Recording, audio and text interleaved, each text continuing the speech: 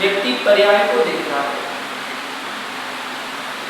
और पर्याय के राग में ना जाने कितने कर्मों का आश्रय बंद कर लेता है।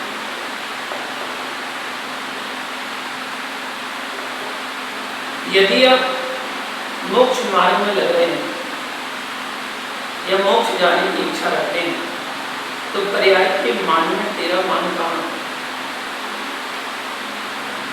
पर्याय के अपमान में तेरा अपमान कहाँ?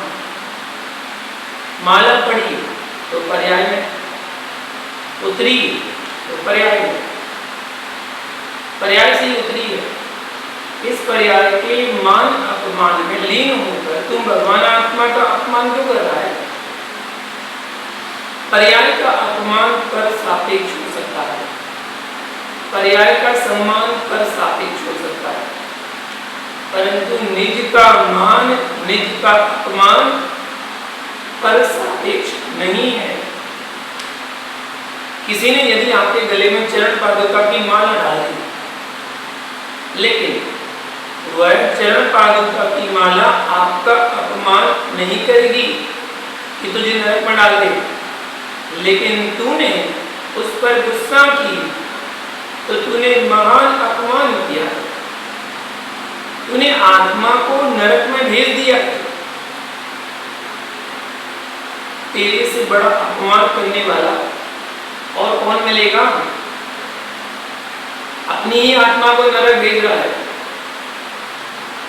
भैया इन बातों में मत उलझ, वस्तु स्वरूप को समझ। सम्यक आराधना से कोई किसी को नहीं रोक सकता है और विपरीत आराधना को स्वीकार कर सकता नहीं। भैया विश्वास मानो, तू तटस्थ हृदय से सुन रहा है। बेटे को जन्म देने वाली माँ से तेरी नाराजगी हो जाए तो उसमें लाख दोष दिखना प्रारंभ हो जाते हैं, और पर की जन्माई पुत्री में तेरा राग हो जाता है तो तुझे उसमें हजारों गुण दिखाई देते हैं। परंतु माँ में दोष नहीं थे, नारी में गुण नहीं थे, माँ में दोष नहीं थे, नारी में गुण नहीं थे, राग में गुण आ गए, द्वेष में गुण चले गए। वस्तु स्वरूप ऐसा है, माँ में दोष है कि बेटे की माँ में गुण है,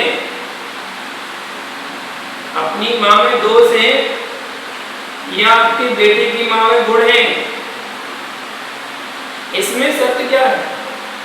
विश्वास रखो, किसी भी पक्ष का पुरुष हो उसकी तटस्थ होकर बुद्धि नहीं चलती, इसलिए पंथों में बढ़ गए। मैं तो मुनि वेश में हूँ, मैं मुनियों के अंदर भी कोई भेद देखता हूँ, परंतु मुझे समझ में आता है कि सब उन्मत्त भाव है। जिस दिन इनकी बुद्धि विसर्ग हो जाएगी, उन्मत्तता समाप्त हो जाएगी। श्रावण पूजा में पढ़ता ना, मुनि मन सम उज्ज्वल नील रासुक गंध घना। मलिन पानी तभी तक है जब तक पानी का वेग तीव्र है। जिन नदी नालों में 1 महीने पहले गंदा पानी था, आज स्वच्छ पानी मिलेगा। वर्षा के बाद कौन सी ऋतु आई? शरद ऋतु। शरद ऋतु आई तो सरोवर का पानी भी स्वच्छ हो गया, क्योंकि तीव्र बहना बंद हो गया। पानी थमने लगा, मल मिट्टी दब गई तो पानी स्वच्छ दिख रहा है। ऐसे ही मान की मिट्टी दब जाए तो हर व्यक्ति में भगवान आत्मा दिखने लग जाए। जब ज्ञानी को भगवान आत्मा में अनुराग है तो तुम उस आंख से देखना, व्यवहार वाला भगवान आत्मा नहीं है क्या? व्यवहार वाला भगवान आत्मा नहीं है क्या? निश्चय वाला भगवान आत्मा नहीं है क्या? आप दोनों नयों की मिट्टी देखें, निश्चय भी और व्यवहार भी, तो हर व्यक्ति में कौन दिखेगा? भगवान आत्मा दिखाई देता है। कई बार लोगों ने मेरे से मना किया, मुनिराज तारण करण चैत्यालय मत जाया करो, कोई बोले कि मुनिराज सोनगढ़ी मंदिर मत जाया करो, 20 पंथी बोले कि 13 पंथी के मंदिर मत जाया करो। मैंने कहा कि तुम सब खूंटे से बने हुए ढोर हो, मुझे खूंटे नहीं दिख रहे, मुझे शीतल नीर यानी भगवान आत्मा दिख रही है। ये सारे पंथ नष्ट हो जाएंगे, मात्र अरहंत का आगम ही बचेगा। मुझे यह पूर्ण विश्वास है। पंचम काल जाते जाते अनेक पंथ तो बनेंगे, लेकिन भावलिंगी की समाधि होगी तब पंचम काल जाएगा। जिसने सत्य को समझ लिया उसको ये सब भेद आदि उन्मत्त भाव देते हैं, कुछ नहीं है। बांधे रहो खूंटे, स्वतंत्र तभी हो पाओगे जब रस्सी खूंटा तोड़कर भागोगे। चाहे तुम किसी मंदिर किसी आमना से जुड़े हो, परंतु यह ध्रुव सत्य है कि तुम बिना राग के जुड़े हो। यदि राग नहीं है, सहज भाव है, तो सहज होना सीखो।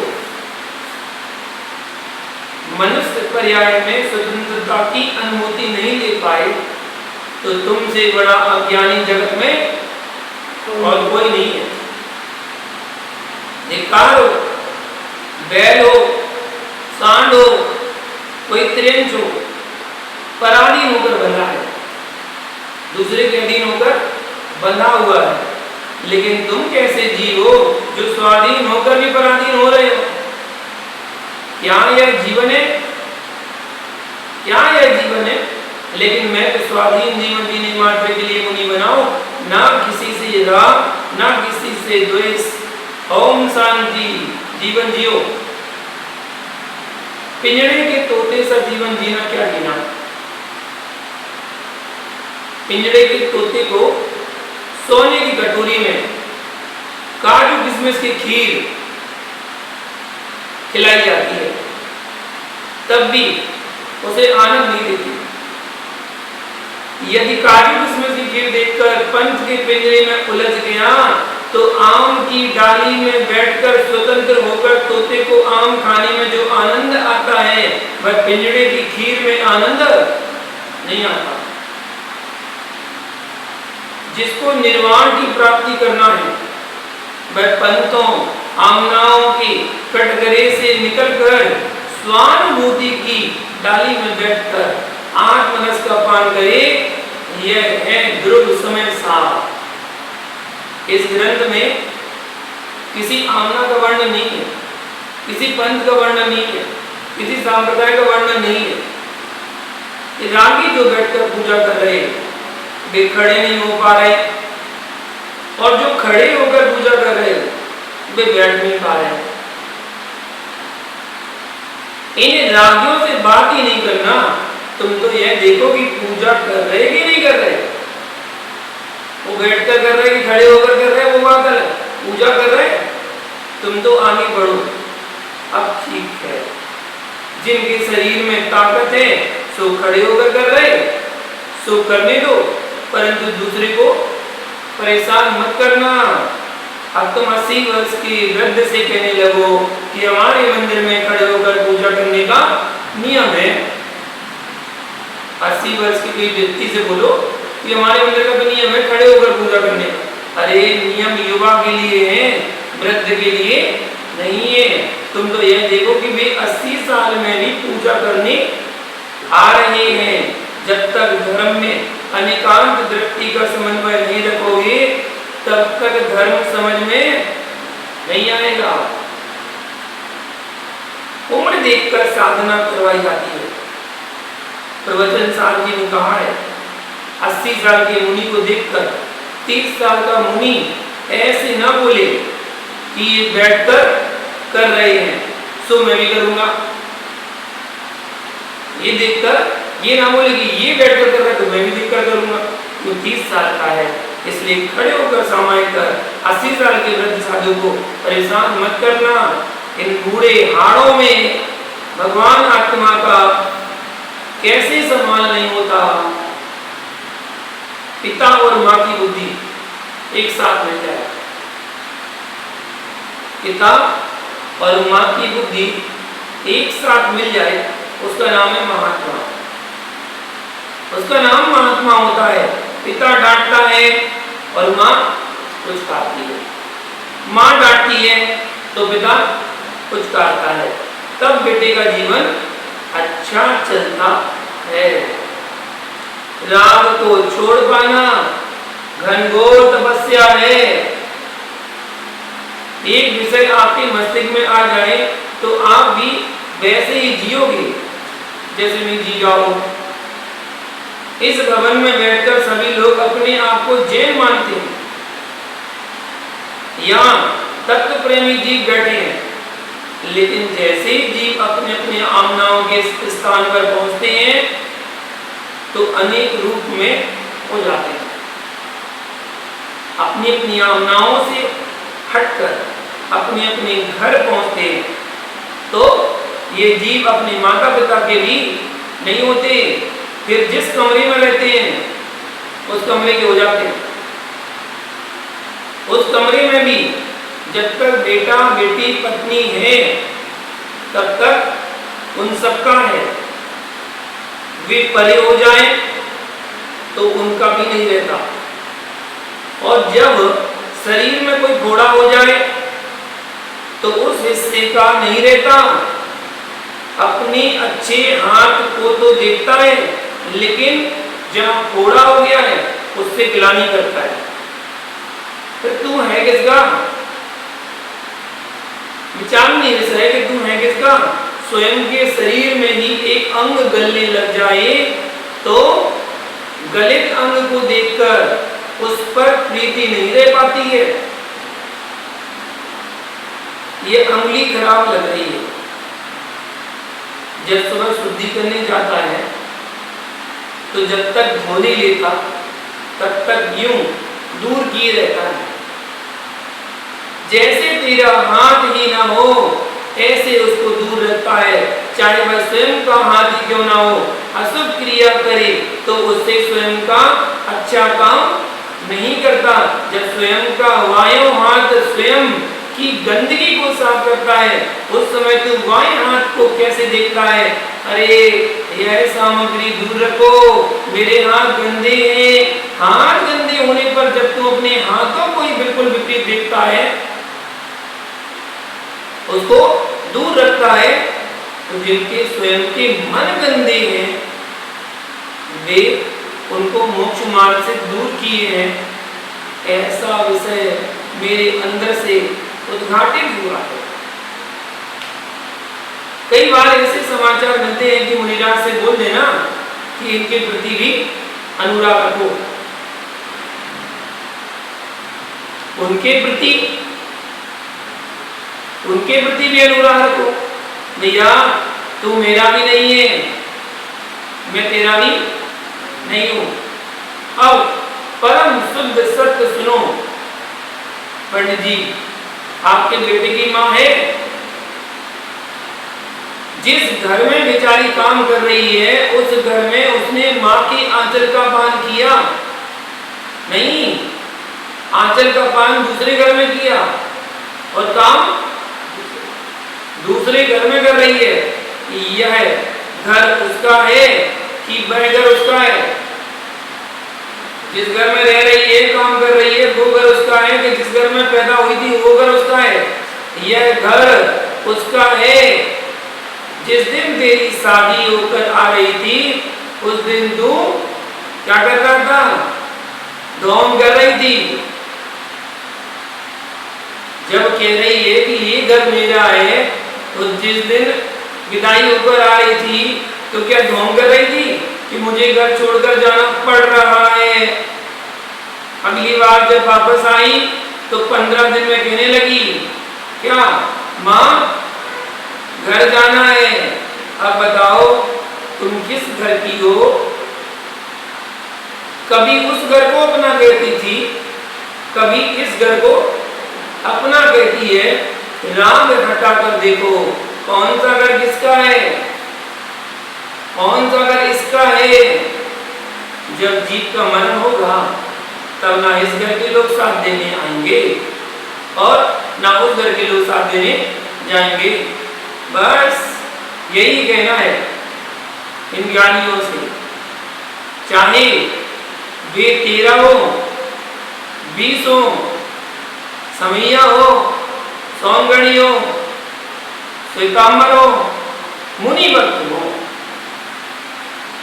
इन सबसे कहना है कि ज्ञानी जिन जिन घरों में तुम रह रहे हो, ये घर वाले एक भी तुझे देखने नहीं जाएंगे। इसलिए इन रागियों के राग में तुम मत उलझ जाना, अपनी स्वतंत्र आत्मा का वेदन कर कि यह मेरी स्वाधीन दशा है। इन रागियों के दलदल से हट चलो। मैं वही सोचता रहता हूं कि मैं क्यों इनमें बनूं, या दुनिया के साथ रहना, दुनिया से मिलकर रहना, परंतु मिलना किसी में नहीं। मतलब दुनिया के साथ रहना, दुनिया से मिलकर रहना, परंतु मिलना किसी में नहीं। लोग से मिलकर तो रहना ही पड़ता है, परंतु मिलना किसी से नहीं। कैसे?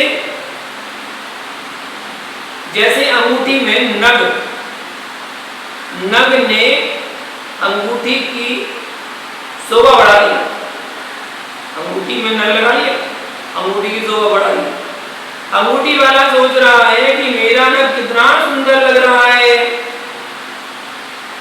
नग कहता है कि सुन, मैं हीरे का हूं, मैंने अपना हीरापन ना तब छोड़ा था ना अब छोड़ा है, मैं मात्र अपने हीरे में ही हूं और सोना सोने में, सोना सोने में है, हीरा हीरे में है, अंगुली अंगुली में है, मैं तो अपने हीरे में हूं।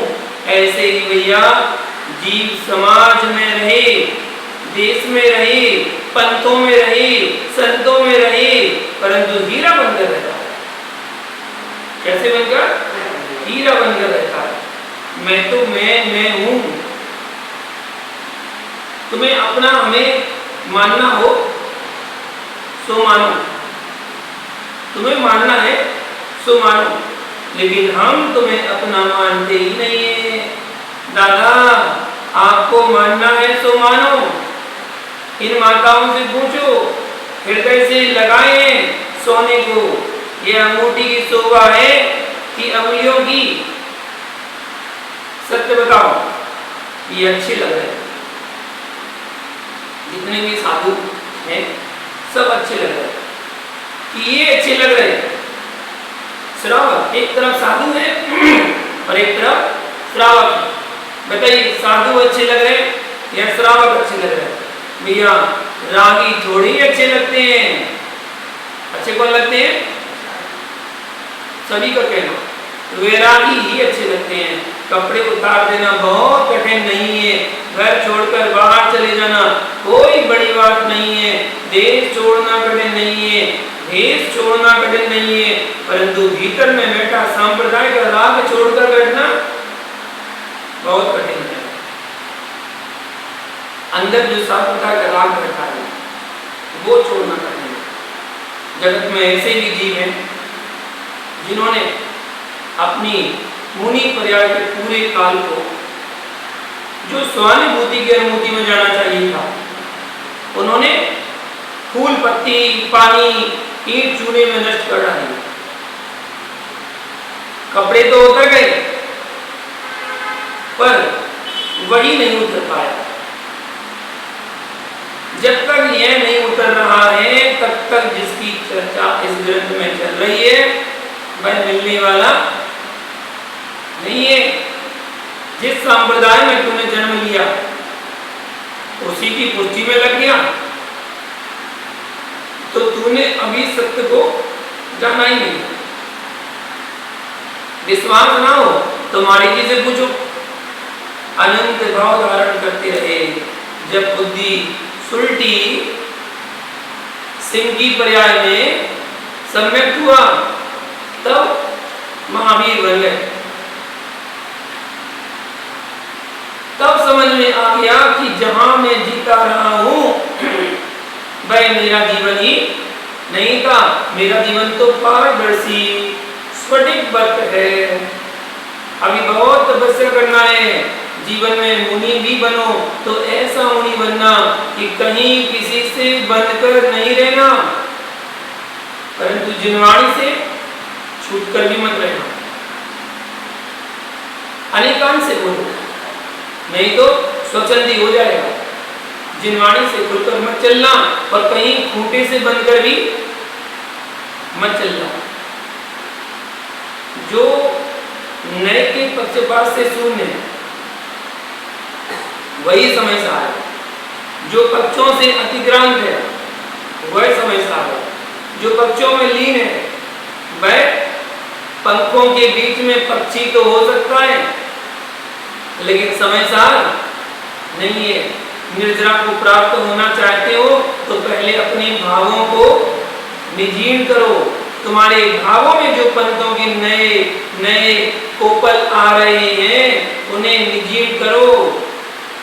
तूफान में ऐसी ऐसी सामग्री उड़ जाती है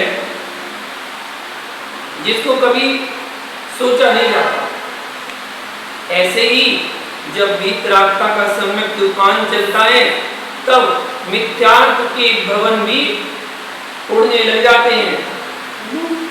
हे वर्धमान, आपने कितना महान काम किया है कि जहां पर लोग हिंसा के नाम पर धर्म चला रहे थे आपका ऐसा तूफान चला कि सारे लोगों को बदलना पड़ गया। वेदों की हिंसा बदली तो महाभारत में अहिंसा आ गई। अहिंसा परमो धर्मः सूत्र आ गया। यह महावीर की देन है। इसलिए हे वर्धमान, आपका मत अद्वितीय है। अद्वितीय। खूंटों का राग छोड़ने पर ही समाधि हो पाएगी। अगर समाधि करना चाहते हैं तो जो खूंटों के प्रति राग है उसको छोड़ना पड़ेगा। खूंटों का राग कभी समाधि का कारण नहीं बनता। खूंटा गड़ा रहने दो, तुम तो अपने गले की रस्सी खींचकर भाग जाओ। तोता बनोगे तो ही जोड़ पाओगे, कबूतर बनोगे तो नहीं छोड़ पाओगे। मतलब तोता सोने के पिंजरे को भी छोड़कर भागना चाहता है। सोने की कटोरी में, सोने के पिंजरे में दूध भात मिलता है, किसमें डली हुई खीर मिलती है और उसकी मनपसंद चीजें मिलती हैं। मिर्ची भी खाएगा, टमाटर भी खाएगा, अमरूद भी खाएगा, मनपसंद चीज खाने को मिलती, तब भी हर समय हर पल वो ये देखता रहता है कि कब पिंजरे का दरवाजा खुला मिले और मैं उड़ जाऊं। वो हमेशा यही सोचता है। लेकिन कबूतर वही गंदगी करता है और वहीं आकर के बैठ जाता है। मालिक दरवाजा भी खोल देता है, वो उड़ भी जाता है, फिर मालिक आवाज लगाता है, वो वापस उनके पिंजरे में पहुंच जाता है। कबूतर की जिंदगी। इसलिए जिनकी काकोत लेस्या है वे खूंटा घोंसला गंदगी नहीं छोड़ पाएंगे, और जिनकी शुक्ल वृत्ति है, तोता वृत्ति है, वे पिंजरे छोड़कर उड़ जाएंगे। वीतराग स्वसंवेदन ज्ञान की सामर्थ्य को दिखाते हुए कहते हैं कि जैसे विष को भोगता हुआ कारुणी विद्या को जानता पुरुष अमोघ मंत्र की सामर्थ्य से मरण को प्राप्त नहीं होता, उसी प्रकार से परम तत्वज्ञानी को यदि वस्तु तत्व से प्रीति है तो आज खूंटों का राग छोड़ ही देना। इनके साथ में अवश्य हूं, परंतु ये मेरे हैं नहीं। संयोग तो संयोग है, संयोग का वियोग नियत है, परंतु संयोग स्वभाव नहीं है। जिस दिन निज की स्वतंत्रता का अनुभव हो जाएगा उस दिन परम सुख की अनुभूति लेना प्रारंभ कर देगा। सबसे उत्कृष्ट साधना एक भाव में पूरी नहीं कर पाओगे। टीकमगढ़ जैसी आत्मा को 10 भाव लग गए। आप सबसे हमारा कहना है, चाहे आप श्रावक हो चाहे मुनिराज, जिस गीलेपन से हटने आए हैं उसमें पानी और मत डाल देना। अब आपका स्वयं का विषय है, जैसा आपको अच्छा लगे तो वैसा करना। जब तम कुछ जा, मुझे विश्वास है कि बात सत्य चल रही है।